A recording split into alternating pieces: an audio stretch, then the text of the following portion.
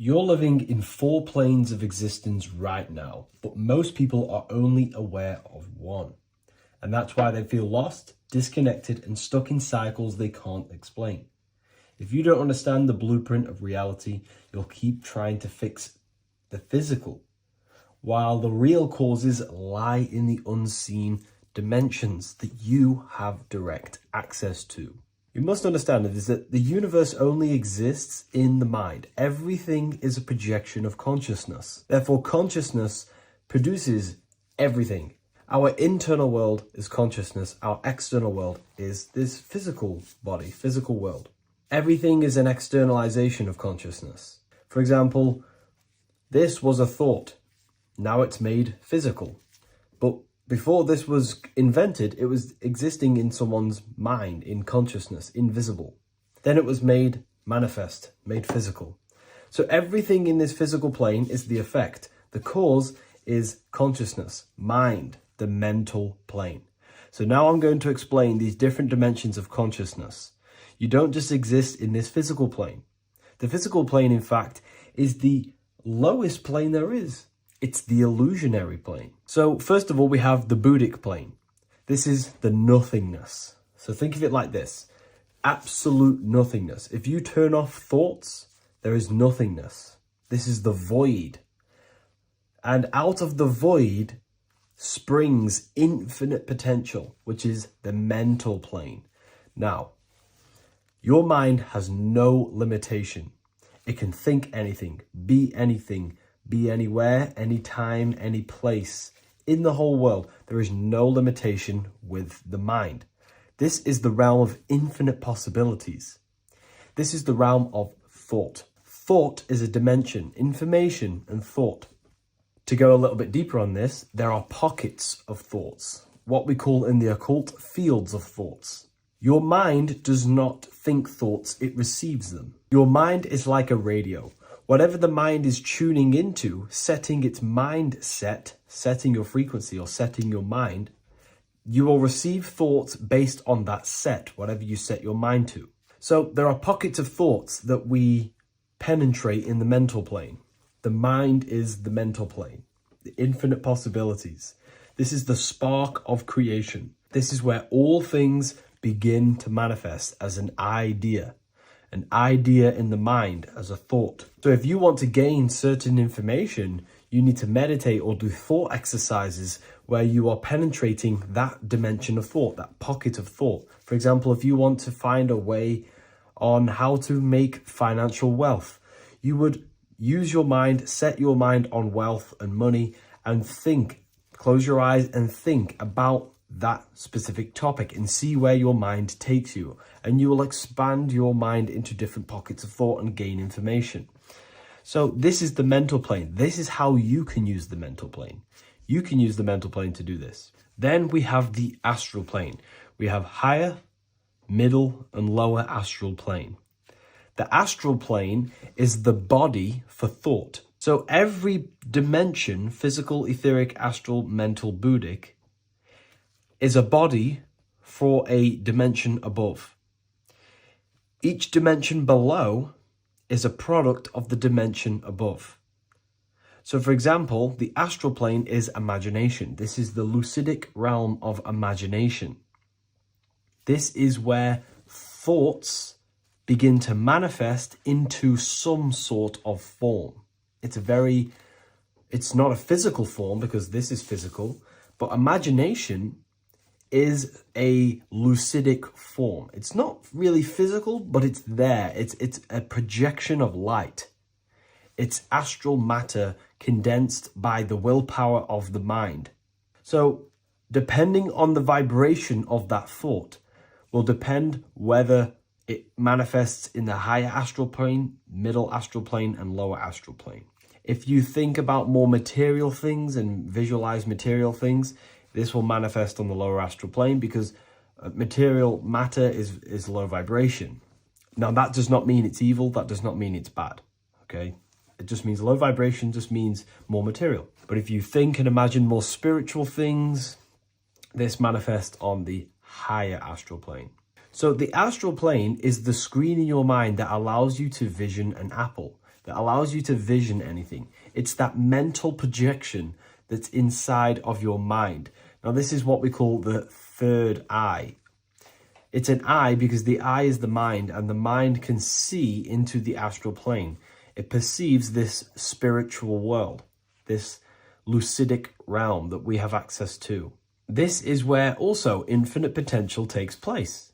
This is the realm of spirits, demons, jinns, whatever you want to call them.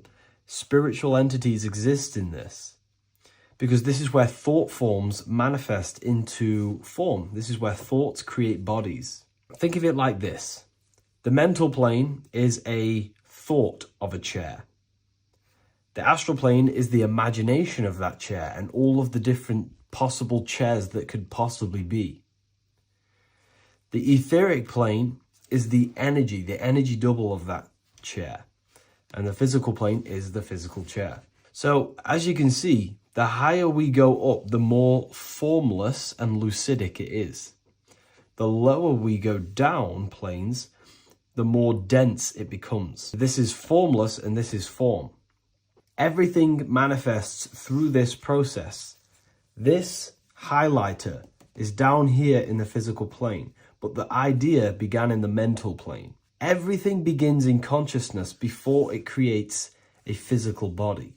It goes through this process. Therefore, if you want to start to mold and create your own reality and create things in your world, you can use these planes to your advantage. You can use your mind to do mental thinking exercises by closing your eyes and expanding your mind into a different pocket of thought to gain wisdom, gain information, gain downloads. The way you do that is simply get into a meditative state, close your eyes, pick a topic that you want to think about and see where your mind takes you, but always remain centered on that topic. And you can do this for maybe an hour or two or half an hour, and your mind will take you places where you will unlock information. You can even use this to make decisions in your life. Think of the topic and see where your mind takes you. You'll gain information. This is how you use the mental plane for ideas. The astral plane is imagination. You have to reconnect with your imagination very vividly. Your imagination, your consciousness is infinite. It's not a three-dimensional plane. It's an infinite plane. You can think and make form anything in your consciousness, in your imagination. You can think anything and you can imagine anything in the most vast details. You just have to reconnect with your imagination. I have a free book on my website. I'll leave the link in the description. It's an ebook. It's called Activating the Inner Eye. This is going to help you reconnect with your imagination.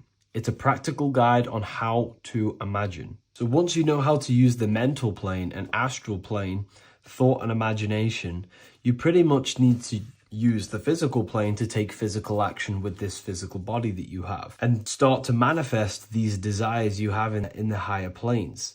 Now, it's very important that we master the mind because the mind is the very fabric of reality. We become what we think about. Your life is a product of every thought you thought in the past.